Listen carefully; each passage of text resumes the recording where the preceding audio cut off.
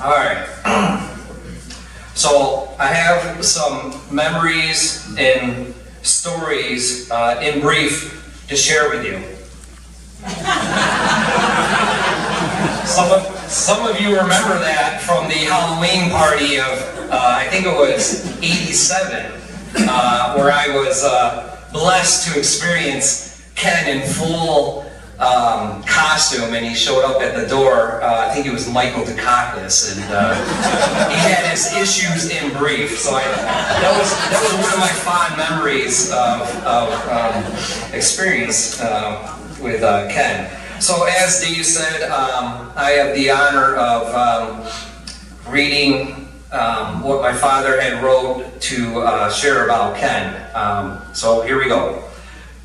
Dearest Linda, Jennifer, Robbie, and Amelia, Matt and Katie, Dave, Cecilia, Sam, and Joey, and of course, his sister, Alice. I am so heartbroken that I could not be here with all of you, the many other members of my family, and the numerous friends and neighbors who knew and loved Ken.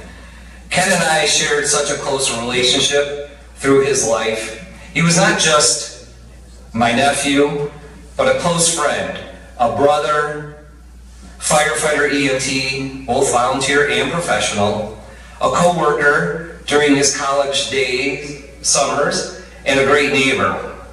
In 1972, the two most significant events of my life occurred. In February, our first child, Adam, was born, and we started looking for a larger home. Unknowns to us, my sister Alice and her family were also looking for a new home. One day in August, we called each other and discovered that we had both purchased homes in DeWitt. On the very same street, only 4 houses between us.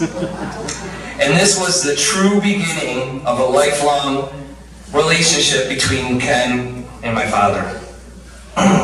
He was the most inquisitive youngster he ever knew.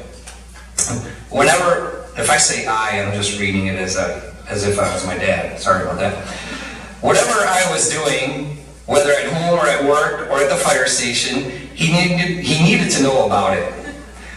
I was happy to give him every detail. As the years went by, Ken developed an interest in the fire department and joined the Explorer post sponsored by the department. That would be DeWitt.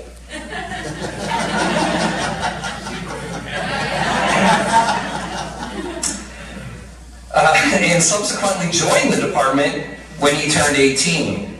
At the time, I was the deputy chief. Although he was attending college in Oswego, during the summer breaks and vacations, he was extremely active and even took time to become an EMT.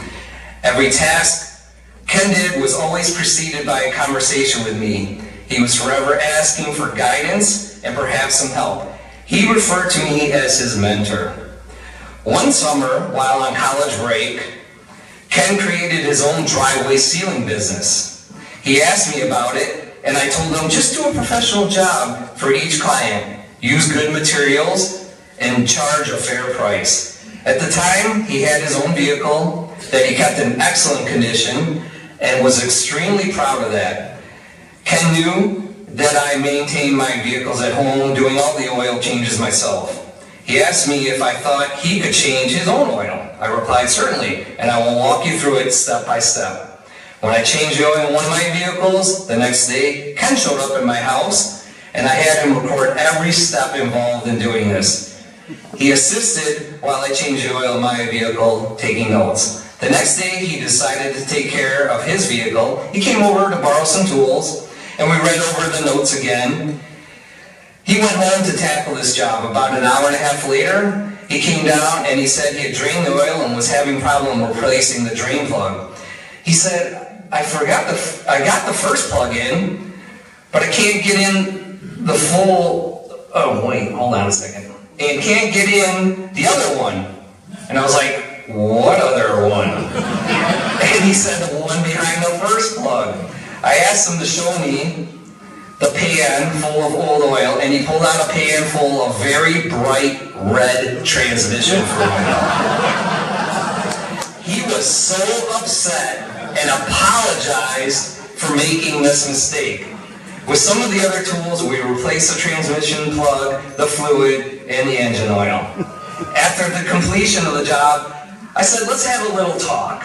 I said to him, first of all, you are not the first person that this has happened to. Many other apprentice mechanics have done the same thing. I want you to remember what I'm going to tell you forever. Never look at anything like this as a mistake. In the future, you may have another event that you think is a mistake, but these events should be looked at as learning experiences, and you will never have the same thing happen again. Ken thanked me for that advice and promised he would always remember. Wardrobe change.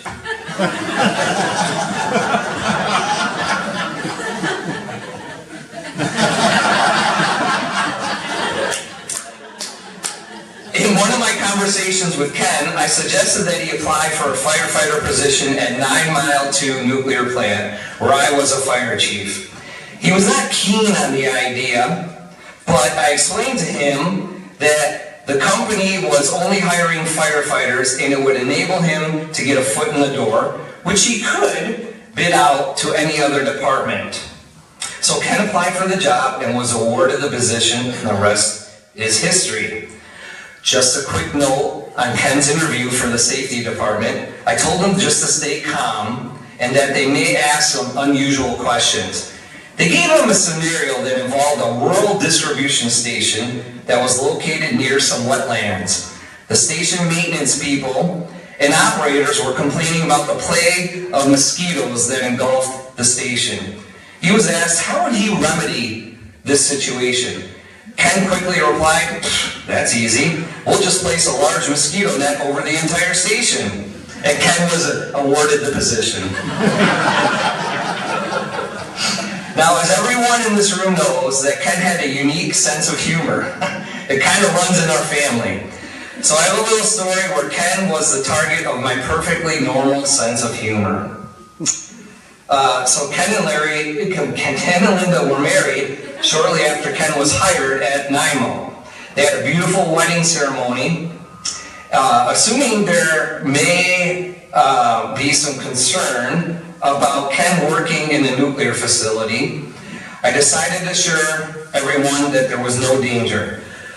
So during the wedding reception, I had arranged for one of my firefighters to speak about the nuclear plant. As my friend Steve entered the room, wearing a full radiation anti-contamination suit, all the lights were dimmed. And my friend, Steve came in and he had a very bright green glow emanating from under his suit in around his groin area. He approached the podium and spoke briefly about how working in the nuclear plant was just safe. He then took out a small flask, explaining that it was a fluid sample taken during his physical exam, and it tested just fine. He opened up the flask, poured out the contents, and of course what came out? Bright green glowing fluid. This indeed paralleled many of the unique, humorous stunts that Ken had done in the past, and we were sure that this would not be the end of it. I know that this was kind of lengthy, but I leave you with the fact that Ken found his calling in the safety department and did that job with the utmost efficiency and dedication. I will always miss Ken and all the conversations we shared. That's from my father. I'd like to share a few moments of my own experiences with Ken. I have all these wonderful moments over here. We mentioned Otisca Lake. I asked my brothers and sister about some of the fond memories that we had with Ken. One of the things that came up with was apple fights. Okay, all the time. It was just humorous for our family to throw things at each other and cause as much pain as we could. Dave mentioned water balloon fights. It literally was that many balloons. In fact, we had an exchange student from Northern Ireland come and stay with us to escape the violence, only to be put into a pool full of water balloons and leave with a black eye back to his parents. Game nights. We had so much fun, and I'm gonna circle back to game nights in a moment. Ken was a very humorous and smart gentleman. He was the smartest, funniest guy I know. He knew exactly the trajectory of a water balloon so that it perfectly consumed a human head. He knew the physics of putting a body on a gigantic beach ball in his pool. He had a keen sense of noticing things around him. In fact, when we were at Thanksgiving dinner, and I think it was Plainview Turkey Farms, him and Linda were sitting across from him, and he looked at me and my brother, Jeff. He's like, "Are your ears pierced?" As we were trying to hide it from my parents. Thanks, on a little bit more serious note, from my perspective, I always looked at Ken like an older brother. I was the older brother in my family. He had a lot of great advice, and he was the one in my generation, even though he was closest to my dad, he was the one in my generation that wanted to do family. He was all about family, bringing family together, making sure you spend time with family and you appreciated family. And that's one thing I do promise to him that I'm going to take on now, and that'll be my job to do that moving forward. So I'm going to end on a happy note here. You see this little dish here? I'm going to explain what this is, okay? This is cat food, okay? This is a Jewish bread called challah in a roll, okay? Challah in a roll. I said I'd circle back to King. So we're, Dave, you know this story too, okay? So we're at Ken and Linda's Liverpool house, we're playing games, and game night was just unbelievable. You lost like 15 pounds laughing and peeing yourself, okay?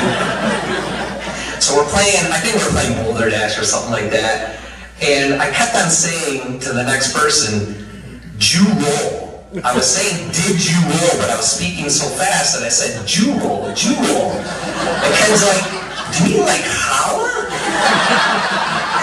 So I was laughing so hard, I got up from the table, I fell face first into the cat food. I will never forget that. Jewel right here, Ken.